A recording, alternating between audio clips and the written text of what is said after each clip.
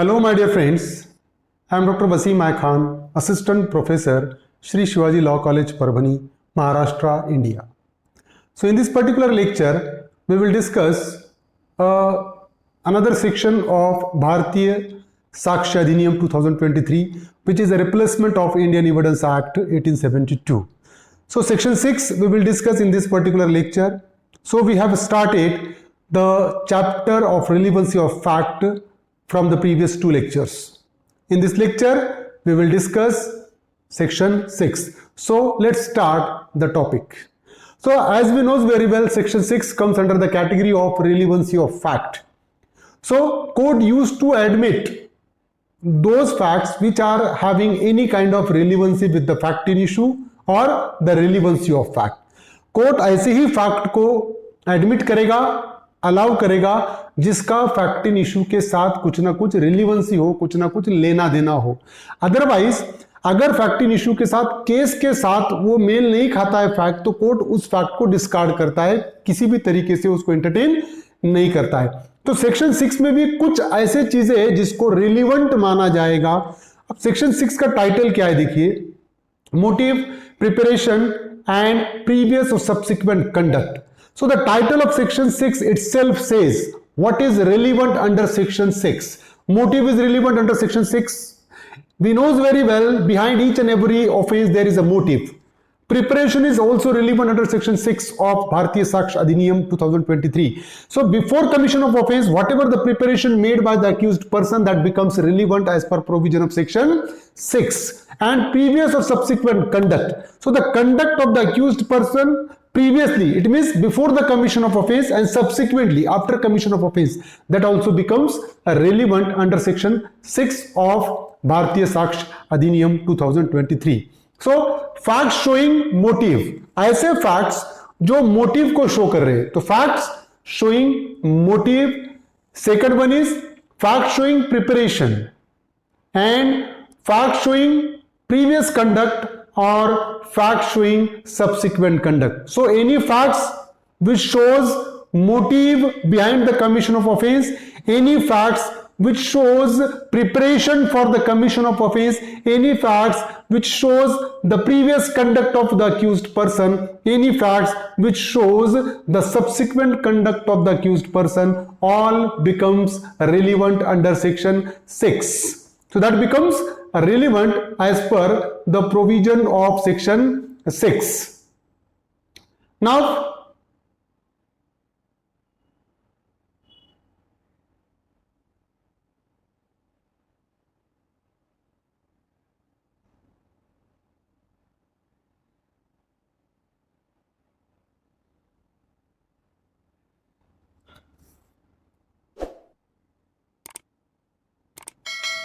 so all becomes relevant under section 6 of Bharatiya Sakshi Adhiniyam. So now we will discuss one by one what exactly becomes relevant under section 6. Motive. First of all, the motive becomes relevant. So what exactly the motive is there? A motive is that which motivate the person to do a particular act. Motive का मतलब क्या होता है? A motive is that which motivate the persons to do a particular act. The act which motivate a persons to commit something, it's called a motive of the offense. अब ध्यान में दीजिए कि मुझे कोई एक्ट करने पे कोई चीज मोटिवेट कर रही है तो वो मोटिव होगा. फॉर एग्जाम्पल, मुझे किसी ने बेइज्जत किया तो मैंने बदला लेने के लिए उसके अगेंस्ट में ऑफेंस कर सकता हूं मैं, तो वो जो उसने मुझे बेइज्जत किया था, that becomes motive for me to commit an offence. उसका बदला लेना ये मोटिव हो गया मेरा. It is an inducement to do an act. Motive is one kind of inducement to do an act. ये एक तरीके का इंस्टिगेशन है पर्सन को एक्ट करने के लिए. बात ध्यान में रखिए कि बदला लेना ये एक इंड्यूसमेंट था उसका, कि उसने मेरी बेइज्जती किया इसलिए मुझे उसको सबक सिखाना जरूरी है. लाइक दैट कि ये मोटिव हो जाएगा उस पर्सन के ऑफेंस के अगेंस्ट में. फॉर एग्जाम्पल, किसी ने किसी की जमीन हथिया दिया और वो उससे बदला लेना चाहता है, तो दैट बिकम्स मोटिव. तो मोटिव क्या होता है? Motive is an inducement to do an act. Act करने के लिए जो मोटिवेट करता है फैक्ट, उसको हम मोटिव कहेंगे.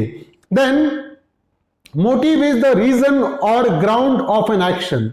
Motive is one kind of reason or ground of an action. Act करने के लिए ग्राउंड और रीजन जो है वही मोटिव कहलाएगा। मैंने ऑफेंस किया फॉर एग्जांपल, उसके पीछे का ग्राउंड, उसके पीछे का रीजन क्या था, उससे बदला लेना, that becomes motive.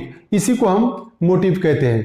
Then it is the feeling which prompts anyone to translate his will into an action. So motive is a feeling which prompts anyone to translate his will into an action. जो वो चाहता है उसको motive action देता है। मुझे बदला लेना है तो दैट बिकम्स मोटिव फॉर मी। तो ये जो चीज है एक फीलिंग है जो काय को, विल को एक्ट में ट्रांसलेट करती है, तो इसी को हम मोटिव कहते हैं। Then motive plays a pivotal role in case of circumstantial evidence. Circumstantial evidence में motive एक बहुत ही important role play करता है। For example, if there is no evidence, if there is no direct evidence before the court of law, under such a circumstances, motive plays a very important role because circumstantial evidence जहां पर है वहां पर motive important role play करता है, direct evidence कोई नहीं है। अगर direct evidence मिल गए तो motive का पता नहीं भी चला तब भी कोई फर्क नहीं पड़ता, लेकिन अगर if there is no direct evidence, कोई witness ही नहीं है, तो उस सिचुएशन में हमको सबसे पहले ये देखना पड़ता है कि ये ऑफेंस करने का मोटिव किसके पास था, रीजन किसके पास था। तो सर्कमस्टेंशियल एविडेंस में मोटिव एक बहुत इंपॉर्टेंट रोल प्ले करता है। अब देखिए मोटिव का एक एग्जांपल हम देखते हैं कि John is tried for the murder of Robert. Robert का मर्डर के लिए जॉन पे केस चल रहा है। Then John murdered David known by Robert. देखिए केस कौन सा चल रहा है कि जॉन ने रॉबर्ट का मर्डर किया है, ये केस चल रहा है अभी कोर्ट के सामने।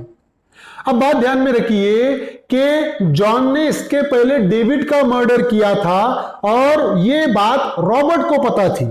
बात ध्यान में रखिए कि जॉन ने ऑलरेडी डेविड का मर्डर किया था और ये बात रॉबर्ट को पता थी।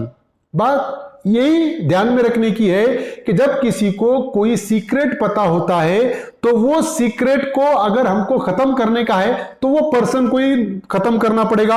तो यहां पर जॉन को यह लगा कि जब तक रॉबर्ट जिंदा रहेगा मेरा राज नहीं रहेगा, मतलब मैं डेविड के मर्डर के केस में कभी भी फंस सकता हूं। तो दैट बिकम्स मोटिव।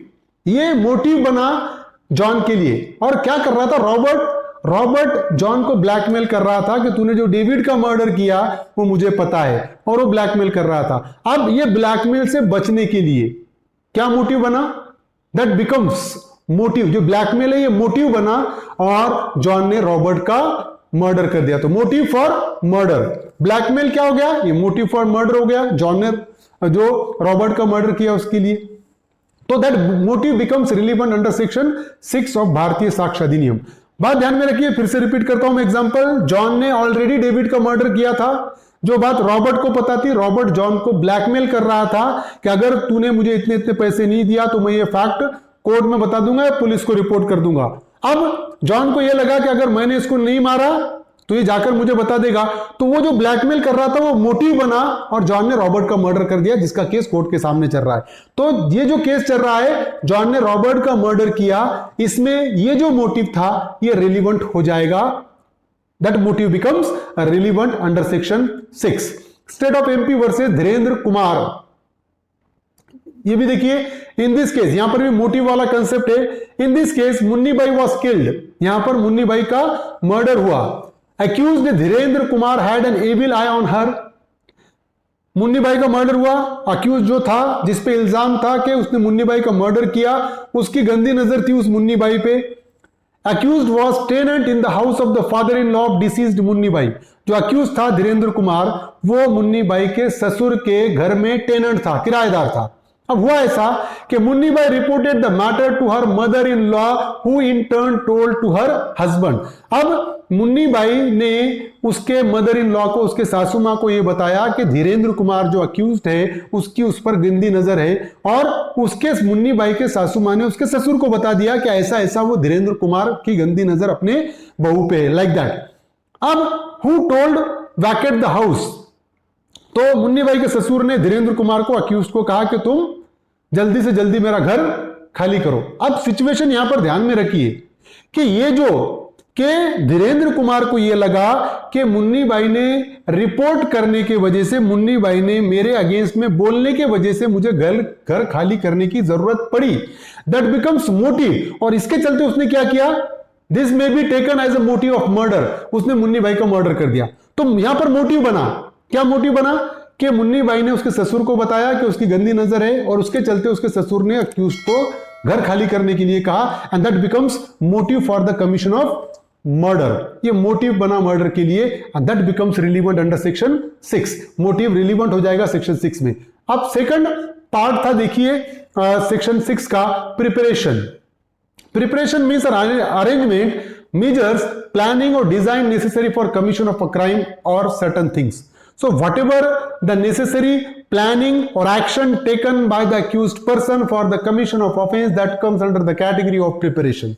जो भी तैयारी, जो भी प्लानिंग ऑफेंस को एग्जीक्यूट करने के लिए की जाएगी वो प्रिपरेशन के डेफिनेशन में आएगी। Preparation by itself is not a crime, सिर्फ प्रिपरेशन करना ही क्राइम नहीं कहलाएगा। As per section 6, preparation before commission of offense are relevant. Section 6 क्या बोलता है, preparation before commission of offense are relevant. जो ऑफेंस करने के पहले जो भी तैयारी की जाएगी, that becomes relevant under section 6.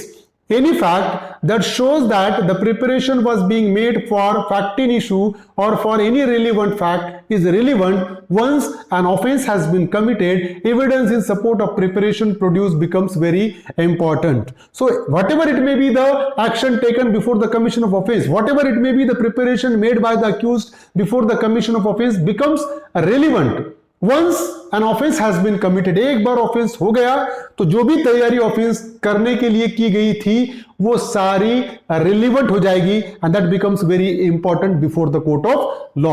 अब मोहनलाल वर्सेस एम्पेरर, इस केस में क्या हुआ था देखिए, इंडियन एविडेंस एक्ट का केस है, इक्वली एप्लीकेबल होगा आगे चल के भारतीय साक्ष्य अधिनियम में भी। In this case the accused was charged with cheating for importing goods without paying proper custom duty by deceiving custom authorities. तो अक्यूज पे चार्जेस क्या थे कि चीटिंग के चार्जेस थे। क्या चीटिंग किया था उसने, कि उसने गुड्स इंपोर्ट किया दूसरे कंट्री से without paying proper custom duty by deceiving custom authorities. Custom authorities को धोखा देकर उसने कस्टम ड्यूटी पे किए बिना गुड्स को इंपोर्ट किया, ये चार्जेस थे उस पर। This evidence of his previous visit to the evidence of his previous visit to the port trying to make certain arrangement whereby he could import goods without paying duty was held admissible under the section. अब court के सामने ये fact लेके आया गया कि वो goods import करने के पहले उसने एक विजिट किया था वहां पर, और वहां पर उसने सारी चीजें अरेंज करने की कोशिश की थी। मतलब वो अरेंजमेंट करने के लिए आया था कि वो कैसे विदाउट कस्टम ड्यूटी पे किए वहां से गुड्स इंपोर्ट करता है, वो सारे अरेंजमेंट करने को इसके पहले भी उसने आ चुका है। मतलब वो काय में आएगा, इसके पहले आके सारे अरेंजमेंट किया, वो प्रिपरेशन में आएगा, and that becomes relevant in this particular case to prove the charges against the accused person. Accuse person के अगेंस्ट में चार्जेस प्रूव करने के लिए वो प्रिपरेशन यहां पर रिलीवेंट ठहराया कोर्ट ने। अब देखिए प्रिपरेशन एक है कि अक्यूज पे चार्जेस थे कि उसने जहर देकर मर्डर किया, that was the charges against the accused. अब बात ध्यान में रखिए कि ये विक्टिम था, उसको जहर देकर मारा गया, ऐसा चार्जेस थे। अब हुआ यूं कि अक्यूज ने जहर देने के पहले एक पर्टिकुलर शॉप से पॉइजन परचेस किया, ही परचेस अ पॉइजन, है ना। अब ये जो पॉइजन परचेस किया दैट बिकम्स प्रिपरेशन, मतलब ऑफेंस करने के लिए उसने पॉइजन खरीदना जरूरी था, जो पॉइजन खरीदा वो प्रिपरेशन में आएगा, and that preparation becomes relevant under section 6। अब तीसरा कंसेप्ट है सेक्शन 6 में प्रीवियस कंडक्ट। ऑफेंस करने के पहले का कंडक्ट वो भी रिलीवेंट हो जाएगा। Conduct is the expression in outwards behaviour of the quality or condition operating to produce those effects. It is conscious attitude adjusted for doing an act or series of acts. It is attitude of the person, it is a behavior of the person.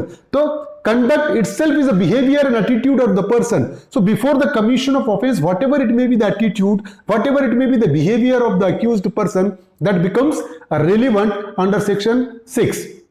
In Nagesha versus State of Bihar, इस केस में क्या हुआ था देखिए, it was held by the court if the first information is given by the accused himself, the fact of his giving information is admissible against him as an evidence of his conduct। तो accused ने offence किया और खुद ने ही जाके FIR registered किया। तो ये क्या हुआ, the fact of his giving information is admissible against him as an evidence of his conduct, उसके कंडक्ट का एविडेंस बोल के उसके अगेंस्ट में एडमिसिबल होगा वो इंफॉर्मेशन जो उसने जाकर दी थी। That becomes relevant as a previous conduct. Previous conduct क्या है, अंडर सेक्शन 6 और ये under section 8 of Indian evidence Act था, under section 6 of Bharatiya Sakshya Adhiniyam, previous declaration of intention, threats or attempts to commit an offence or instances of previous or antecedents. देखिए previous declaration of intention, क्या ऐसा कुछ intention कि मैं ऐसा करूंगा, ऐसा अगर बोला हुआ होगा तो प्रीवियस कंडक्ट में आएगा। पहले दी हुई धमकी, उसने बोला कि मैं तुम्हें जान से मार दूंगा एंड बाद में मर्डर कर दिया, तो पहले दी हुई धमकी वो प्रीवियस कंडक्ट में आएगी। इससे पहले एक आधे बार अटेम्प्ट किया होगा वो भी प्रीवियस कंडक्ट में आएगा। तो ये सारे प्रीवियस एंटीसीडेंट या प्रीवियस कंडक्ट में आएंगे। Conduct and are relevant in antecedent conduct there is a declaration of intention और थ्रेट। देखिए एंटीसीडेंट्स मतलब प्रीवियस कंडक्ट जो है वो इंटेंशन, डिक्लेरेशन ऑफ इंटेंशन और थ्रेट, उसका इंटेंशन कि मैं ऐसा करूंगा, ये प्रीवियस कंडक्ट में आएगा। थ्रेट धमकी प्रीवियस कंडक्ट में आएगा। सच टाइप ऑफ कंडक्ट में इन्फ्लुएंस और is likely to influence the fact in issue और एनी रिलेवेंट फैक्ट। या ऐसे इंस्टेंस क्या होता है कि ये कहीं ना कहीं फैक्ट इन इशू और रिलेवेंट फैक्ट को इन्फ्लुएंस करते हैं। देखिए a woman and her paramour were accused of murdering her husband.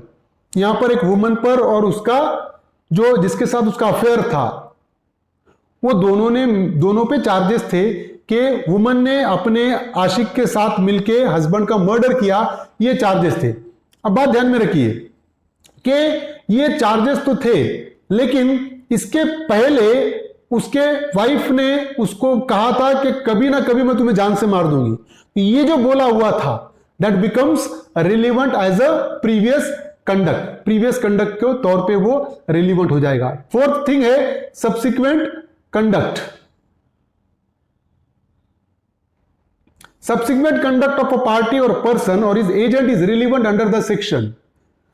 Sudden change of life, कि ऑफेंस करने के बाद एक सडन चेंज ऑफ लाइफ है, सब्सिक्वेंट कंडक्ट में आएगा। Silence on the part of the accused, accused को कुछ पूछा गया और वो साइलेंट है, it becomes subsequent conduct. False statement, किसी चीज को छुपाने के लिए झूठा स्टेटमेंट दिया उसने बाद में, ये सब्सिक्वेंट कंडक्ट में आएगा। सप्रेशन ऑफ एविडेंस, एविडेंस को सप्रेस करने की, दबाव डालने की कोशिश कर रहा है, that becomes subsequent conduct. Running away after occurrence, offence होने के बाद वहां से भाग जाना, ये भी सब्सिक्वेंट कंडक्ट में आएगा। Are instances of subsequent conduct, ये सारे सब्सिक्वेंट कंडक्ट के इंस्टेंसेस है। Subsequent conduct in civil cases, civil cases में सब्सिक्वेंट कंडक्ट क्या होंगे? The following are instances of subsequent conduct in civil cases. Failure to produce evidence, evidence पेश किया नहीं उसने, फेल हो गया, ये सब्सिक्वेंट कंडक्ट में आएगा। Then party failing to appear, party को नोटिस गई कोर्ट में अपीयर होने के लिए, वो अपीयर नहीं हुआ, सब्सिक्वेंट कंडक्ट में आएगा। It becomes relevant. Non production of document, document produce करने के लिए कहा गया, प्रोड्यूस नहीं किया, ये सब्सिक्वेंट कंडक्ट में आएगा। सेल और मॉर्गेज, ऐसे प्रॉपर्टी को जिसको डिस्प्यूट चल रहा है उसका मॉर्गेज सेल किया, सब्सिक्वेंट कंडक्ट में आएगा। फैमिली सेटलमेंट, फैमिली सेटलमेंट भी क्या है, एक आधा केस चल रहा है और बाद में फैमिली सेटलमेंट कर दिए, सब्सिक्वेंट कंडक्ट में आएगा। पार्टीशन, एक आधा केस चल रहा है, मीनवाइल पार्टीशन हो गया, सब्सिक्वेंट कंडक्ट में आएगा। देन अडॉप्शन, अडॉप्शन भी सब्सिक्वेंट कंडक्ट में आएगा। तो ये सिविल केसेस में सब्सिक्वेंट कंडक्ट में आएंगे।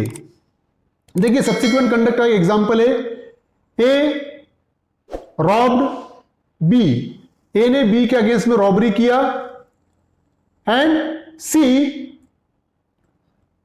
Says to A the police are coming to look for the man who robbed B.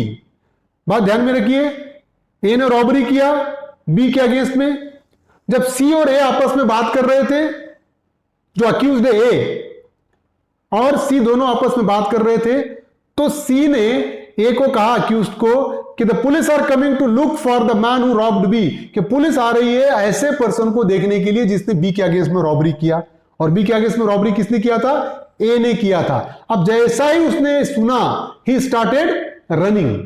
जैसा उसने सुना कि बी के अगेंस्ट में जिसने रॉबरी किया उसको पकड़ने के लिए पुलिस आ रही है, तो ए ने भागना शुरू किया वहां पर। तो डेफिनेटली ए का वहां से भागना क्या हो गया, it is a subsequent conduct and that becomes relevant. अब जब सी के पास पुलिस आकर ये पूछेगी कि भाई ऐसा ऐसा है, कोई यहां से गया क्या, तो सी अगर बोलता है कि हाँ आप जैसा पुलिस आ रही बोले, तो ए ने यहां से भागना शुरू किया, तो ये जो स्टेटमेंट है as a subsequent conduct becomes relevant under section 6, तो सब्सिक्वेंट कंडक्ट में आएगा। और एक सब्सिक्वेंट कंडक्ट है, डेविड ओज ₹10,000 टू जॉन। ठीक है, David, the fact that David asked Robert to lend him money. अब डेविड ने उधार लिया था जॉन के पास से 10,000 रुपये, बराबर है। अब डेविड ने क्या किया, the fact that David asked Robert to lend him money, David ने फिर से रॉबर्ट से भी कहा कि भाई तुम मुझे कुछ पैसे उधार दो। तो उतने में पीटर ने क्या कहा रॉबर्ट को कि I advise you not to trust David for he owes 10,000 rupees, for he owes John 10,000 rupees. तो पीटर ने रॉबर्ट को यह कहा कि भाई डेविड पे तुम भरोसा मत करो, क्योंकि ऑलरेडी जॉन के डेविड के तरफ 10,000 रुपये है। रिपीट करता हूं मैं एग्जांपल को, कि डेविड के तरफ जॉन के 10,000 रुपये थे, डेविड ने जॉन से 10,000 रुपये उधार लिए हुए थे, अभी तक उसने चुकाया नहीं। डेविड ने फिर से रॉबर्ट से उधार पैसे मांगा, लेकिन पीटर ने बीच में आकर क्या कहा कि भाई मेरा मशवरा यह है कि तू डेविड पे भरोसा मत कर, क्योंकि डेविड पे ऑलरेडी जॉन के 10,000 रुपये है। अब हुआ यूं कि जैसा ये सुना, David went away without making any answer are relevant fact. तो जैसा उसने सुना, पीटर ने यह कहा कि भाई डेविड को पैसे मत दो, क्योंकि जॉन के उस पर 10,000 रुपये है। डेविड ने यह सुना और कुछ किए कहे बिना वहां से वो चला गया। अब बात ध्यान में रखिए, तो ये क्या हो जाएगा, it is a subsequent conduct of David. अब जब जॉन और डेविड के बीच में केस चलेगा, तो पीटर जाके स्टेटमेंट वहां पर दे सकता है कि हाँ मैंने जब रॉबर्ट को यह कहा कि ऑलरेडी जॉन के डेविड पे 10,000 रुपये, तो डेविड वहां से कुछ कहे बिना चले गया, तो ये सब्सिक्वेंट कंडक्ट है ना। क्योंकि अगर पैसे डेविड के तरफ जॉन के नहीं रहते, तो डेविड वहां पर कहता कि ये झूठ है, डेविड के मेरे तरफ जॉन के कोई भी पैसे नहीं है, लेकिन वो कुछ किए बिना चलेगा। फॉर एग्जांपल कोई अगर ये कहेगा कि मेरे ऊपर उसके पैसे इतने इतने हैं, कि मेरे ऊपर उधारी है उसकी फॉर एग्जांपल, और मैं खामोश हूं, तो इसका मतलब क्या है कि मेरे ऊपर उधारी है, तभी तो मैं खामोश हूं। अदरवाइज मैं बोलता हूं कि नहीं भाई मैंने ऑलरेडी उसके पैसे चुका दिया, मेरे तरफ कोई उसकी उधारी नहीं है, लाइक दैट। तो यहां पर सब्सिक्वेंट कंडक्ट है, जो डेविड वहां से खामोशी से चले गया, तो ये प्रूव करने के लिए कि जॉन के डेविड के तरफ 10,000 रुपये है, या as a subsequent conduct relevant हो जाएगा सेक्शन 8 में, सॉरी सेक्शन 6 में और section 8 of Indian evidence Act में। अब देखिए यहां पर प्रोबेबल क्वेश्चन है, A saw B running away along with blood stain knife. A ने बी को देखा कि वो खून में सना हुआ चाकू लेकर भाग रहा था। Admissible as a direct evidence that B committed murder, admissible as an evidence of conduct against B, admissible as an evidence that B with knife is chasing the real murderer, inadmissible as hearsay evidence। तो यहां पर अगर हम देखें तो the conduct of any party, so admissible as the evidence of conduct against B, तो as a conduct against B ये evidence बोल के यूज होगा section 2, sorry option 2 is the correct answer। Another probable question, which one of the following term is not inclusive in section 6 of the भारतीय साक्ष्य अधिनियम 2023? कौन सा word use नहीं किया गया है? Intention, preparation, motive, conduct. बात ध्यान में रखिए, कौन सा वर्ड नहीं है? मोटिव वर्ड यूज करे वाला है, प्रिपरेशन वर्ड यूज करे वाला है, कंडक्ट वर्ड यूज करे वाला है। तो कौन सा वर्ड नहीं है यूज करे वाला? Intention is not used under section 6।